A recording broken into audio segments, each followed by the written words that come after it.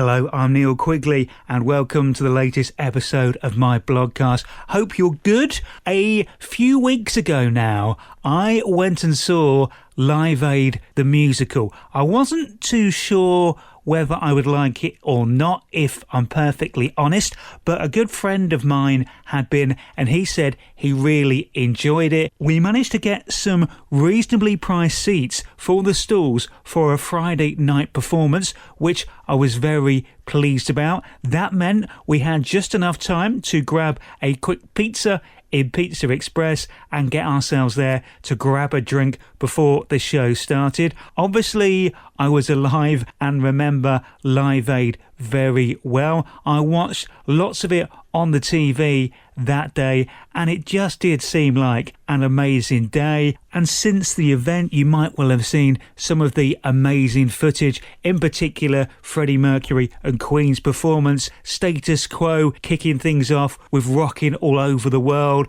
Phil Collins performing at Wembley, then flying to perform at Philadelphia before the whole thing closed. So we played at two venues on the same day, and there was lots of other great performances and stories. I did wonder how they were going to attack the story. Was it going to be very Bob Geldof focused, with him kind of saying he was some sort of saviour possibly, or how were they going to pitch it? Because obviously the reason that it happened, for very difficult and traumatic reasons with the famines in Ethiopia that really kicked it off. I needn't have worried. I thought it was brilliantly done. Bob Geldof was very much on board with the project, and I have to say the whole show was great. Very clever the way it's put together. You look at the day from several different perspectives, obviously from Bob's perspective, but it's knitted in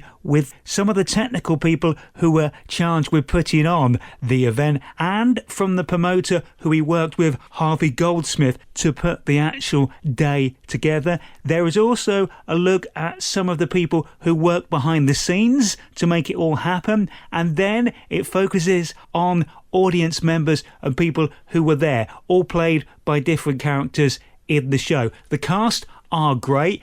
If you are expecting a complete replica of Live Aid with people playing all the acts and everything being recreated like that, that's not what it is at all, which I think is a very good thing. I suspect that also has a lot to do with image rights. It's one thing to pay to be able to perform the songs, but people are quite protective of images nowadays, so I guess that might have been an issue. And you do also run the risk that it just turns into a tribute show then, and not the story of the event. It is the 40th anniversary of Live Aid this year, hence why the show is on, and the start of it made me feel quite old. It's a daughter going off to university and her mother gives her a book about Live Aid, and the daughter decides, quite rightly, if you look at the timescale, that it is in fact history now, and she'd never even heard about it before.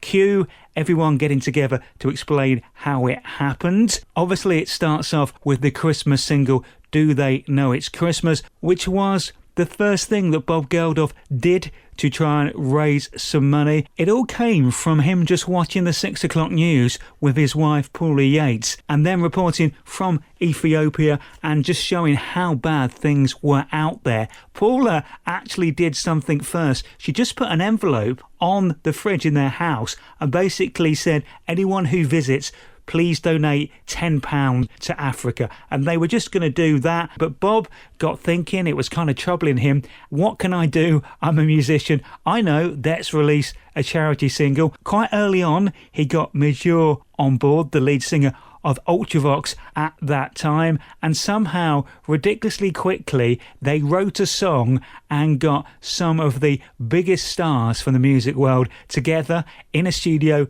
in London to record it. So they tell that part of the story first, and then it goes on to explain how Live Aid came about, how they put it together, and what was happening during the day itself. There is a lot of humour in there, and fair play to Bob. As I said earlier, he was very involved and supported the project. He does send himself up a little bit on occasions, and just shows how mad the whole thing was and what a crazy idea it was and how they somehow made it work. Even today, with the advances in technology, putting on an event like that in the time scale they did would be still quite ridiculous, and it would only be 50-50 whether it would work or not. History does now tell us it did work, and it must have been amazing if you were actually there in the crowd that day. I thoroughly enjoyed it.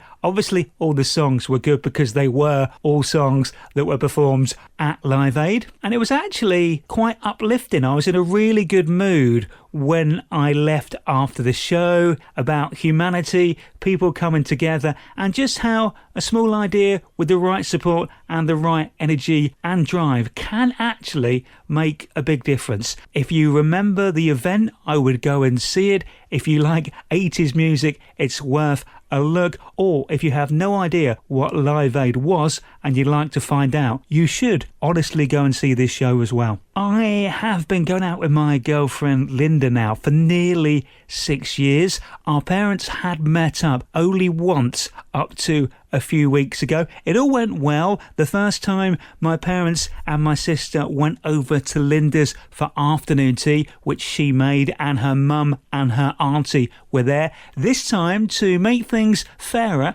and a bit easier on Linda, we decided to book a table at a pub for a Sunday roast. Thought that was nice and simple. We'd obviously booked the table in advance for that many, and obviously we went somewhere where I knew they did a gluten-free roast so I could eat comfortably and safely. It was a different pub, but part of a chain that I'd been to before, so I did know that they did do a very nice gluten-free roast. My family were already there when we arrived, and they'd already ordered their drinks and were settling in nicely. We had a great afternoon there. The food was great. The conversation was flowing. There was a little bit of alcohol about, although not for me or Linda, because we were both driving our respective families home. At one point, I just sat back from the table, and it was just so nice to see everybody chatting, laughing, and getting along. Obviously, a bit of a relief.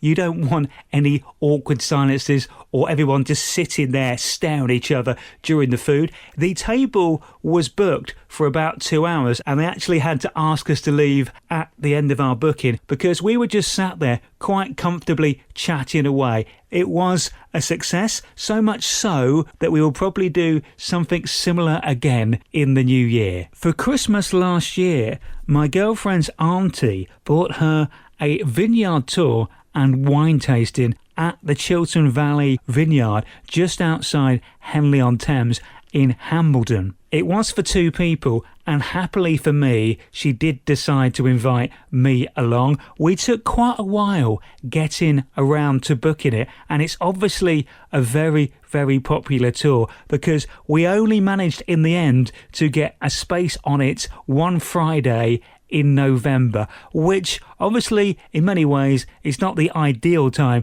to go and see a vineyard because all the grapes have long since gone. That said, we did decide to make a night of it. They do have a B&B option at the vineyard where you can book and stay for the night. Unfortunately, when we were doing the tour, they didn't have any spaces, but I managed to find a pub in the same village called the Stag and Huntsman, which I would describe as a proper English country pub with rooms above it. Think open fire, think friendly staff, think small, cosy bar area, and also they did do food there. So I had booked us a table for food that night. We got there about half an hour before the start of our tour, and it was about a 6-minute taxi ride away. So we got checked in to our room, which was exactly as I expected.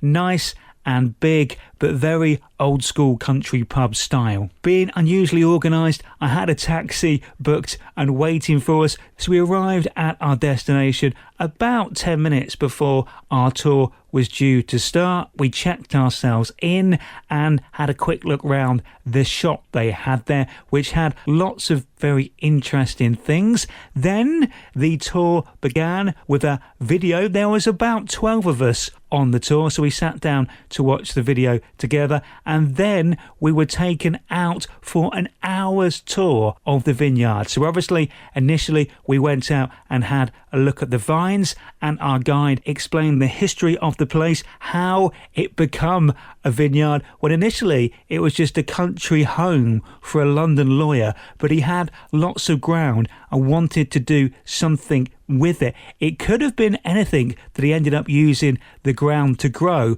but he had a survey done of the soil to find out what the best thing was to grow there, and it turned out it was grapes, which as a wine drinker I was quite delighted that he made that choice. It has been going since 1985. The vines they have are mostly white grapes, although they do have a small selection of red grapes there which they grow. The harvest normally takes place in September or October, so obviously when we were there in November all the vines were empty, which made them look more interesting and odd. They almost looked like they were dead, but they kind of just rest in the winter to protect themselves when it's cold, and then kind of come back to life in the spring. Nature is wonderful, isn't it? After the vines, we were taken to see where they produce the wine and talked through the process and looked at the machinery they have there, which in many ways was quite basic. They are quite a small-scale wine producer, but the science behind it is very impressive to work out what sort of wine you're going to produce based on the sort of grapes you have yielded that particular year. And they do change their makeup of the wine slightly every year, so every wine they make every year will be slightly different. As they are mostly growing white grapes, the majority of the wine they produce is white wine. They do produce some rosé from time to time using some of the red grapes they grow, and occasionally, if the grapes are correct, they will make some red wine as well. I found it fascinating, really enjoyable. They also produce beer there as well. They don't grow the hops on site, they have them delivered, but they do make their own varieties of beer. So then we went to the beer section and looked at the beer making process, and lastly they took us through their packaging and bottling department. The whole place is run by quite a skeleton staff, so they all get involved with each of the processes of making and producing the wine and beer, which in itself I thought was quite interesting. The tour lasted just over an hour and ended up in the tasting room, ready for what I suspected would be my favourite part of the experience, which was the wine tasting. And we did get to taste so many wines. They were very generous. We had about 6 wines to taste. Then there was 4 beers, which sadly I could not have because they were not gluten-free. So I got some extra wine while they were enjoying them. Lastly, we got to try some of the liqueurs they made. I must say, all of the wine was really good. Thoroughly enjoyed it, and we were only having small amounts of each wine, but because we got to try so much and finish things off with some liqueurs, including their own Irish cream liqueur right at the end, I would say we were both a little bit merry by the end of proceedings. We did, of course, finish the tour in their shop, and straight away Linda bought some liqueurs ready for Christmas. I'm not complaining at all. It was a really good, interesting and educational and fun tour. I would recommend it if you like your wine and would like to find out a bit more about how it's made and just taste some really nice locally produced wine. After the tasting had ended, it did overrun a little bit. I'm not complaining, our tour guide was fantastic, so our taxi was already waiting there to take us back to the pub where we were staying. We got there in time to head up to the room and relax for a bit before we came down for a pre-dinner drink. Fair play to that pub. They did have a gluten-free beer option, which for a country pub like that I thought was very impressive. Then we went to dinner in the restaurant side of the pub, and I must say the food was fantastic.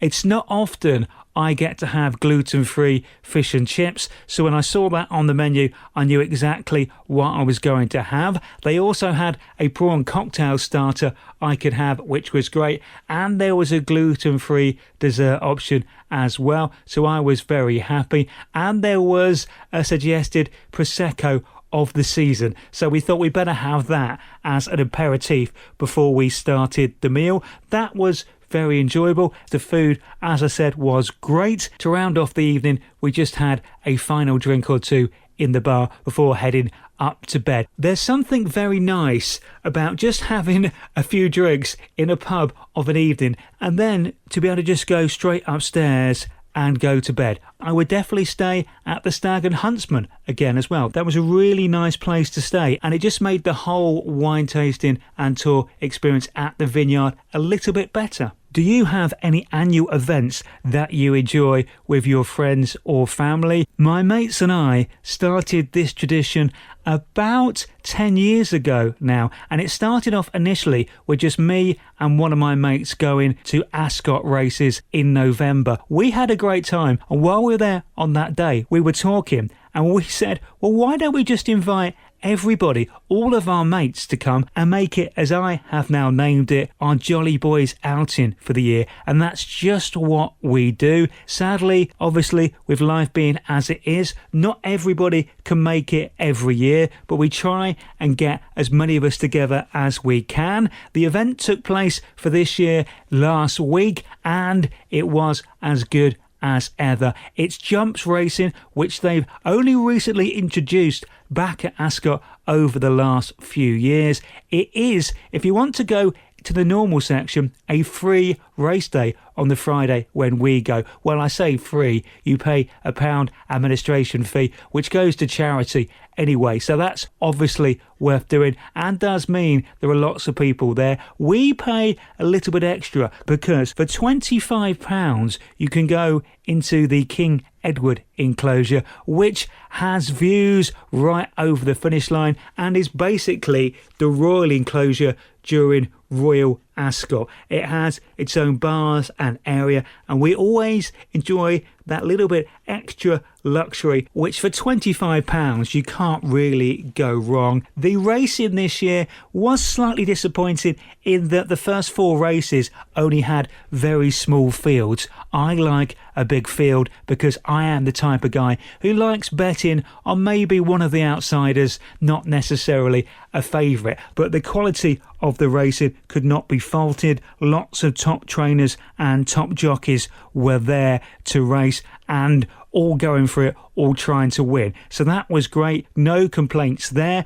The other bonus was this year they had gluten-free Peroni in bottles, which meant I could drink beer with the rest of the boys during the day. So that was great and worked out very nicely. I like to bet with the bookies on the track, which meant I did do quite a bit of walking because the King Edward enclosure is on the 4th floor, so you keep going up and down via the escalators to go trackside to put your bets on and then back up to watch the races. Get a great view of the whole track from up there, and as I said, you're right over the finish line, so you get to see which horse comes across the line first. We all had quite a successful day. Everybody had a winner or two. I had 2 winners, including in the last race, which meant I actually came away from the races about £50 up, which is always a bonus and doesn't happen as often as I would like. It was another great day at the races. From there,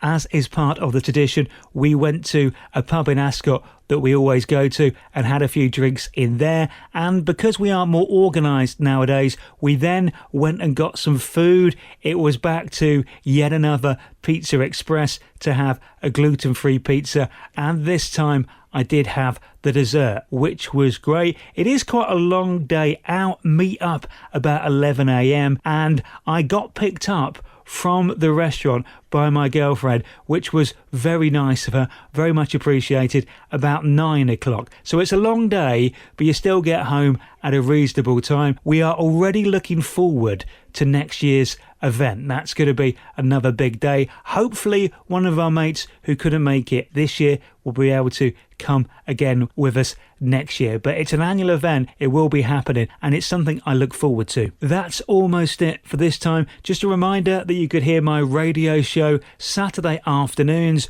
between 2 and 4 at radio9springs.com. Look after yourselves, stay safe, take care, and I'll speak to you again soon. But for now, bye-bye.